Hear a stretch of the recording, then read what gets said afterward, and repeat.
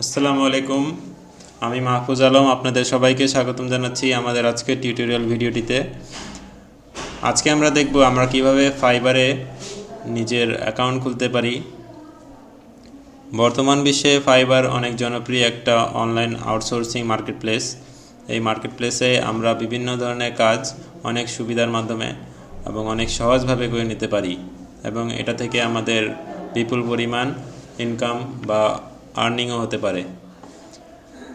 ফাইবারে অ্যাকাউন্ট খোলার জন্য আমাদের ফাইবারের পেজটির লিঙ্ক যেটা ওয়েবসাইট অ্যাড্রেস www.fiverr.com, এই অ্যাড্রেসটা ক্লিক করে যখন আমরা এন্টার দিব দেন আমরা ফাইবারের পেজটাতে সরাসরি চলে আসব। এখানে যেহেতু আমার কোনো অ্যাকাউন্ট নাই, তো প্রথমে অ্যাকাউন্ট কীভাবে ক্রিয়েট করতে হয় সেই বিষয়ে আমরা জানব। অ্যাকাউন্ট ক্রিয়েট করার জন্য আমরা জয়েন অথবা স্টার্ট সেলিং যে কোনো একটা বাটনে ক্লিক করতে পারি। দেন আমরা জয়েন করলাম।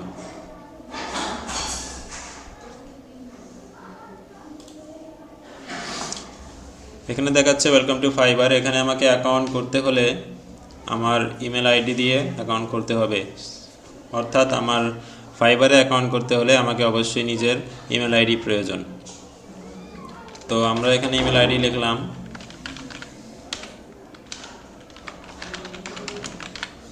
লিখে কন্টিনিউ দিলাম।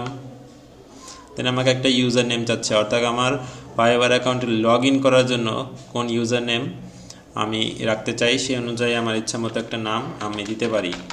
সাপোজ আমি দিলাম মাহফুজ ডট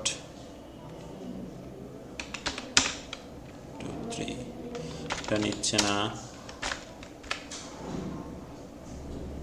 যাক এই ইউজার নেমটা অ্যাভেলেবেল আছে। দেন আমরা এখান থেকে একটা পাসওয়ার্ড সিলেক্ট করে দিই।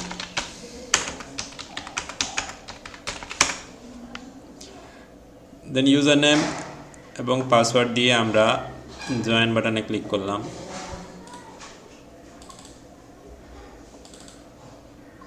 এখানে আমরা দেখতে পাচ্ছি আমাদের ফাইবার অ্যাকাউন্টে অ্যাকাউন্ট খুলে গেছে আর কি ফাইবার সাইডে।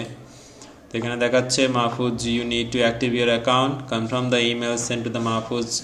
আমার এই ইমেল অ্যাড্রেসে একটা ইমেল পাঠানো হয়েছে, সেটাকে আমাদেরকে কনফার্ম করে দিতে হবে যে এটা আমারই ইমেল অ্যাড্রেস।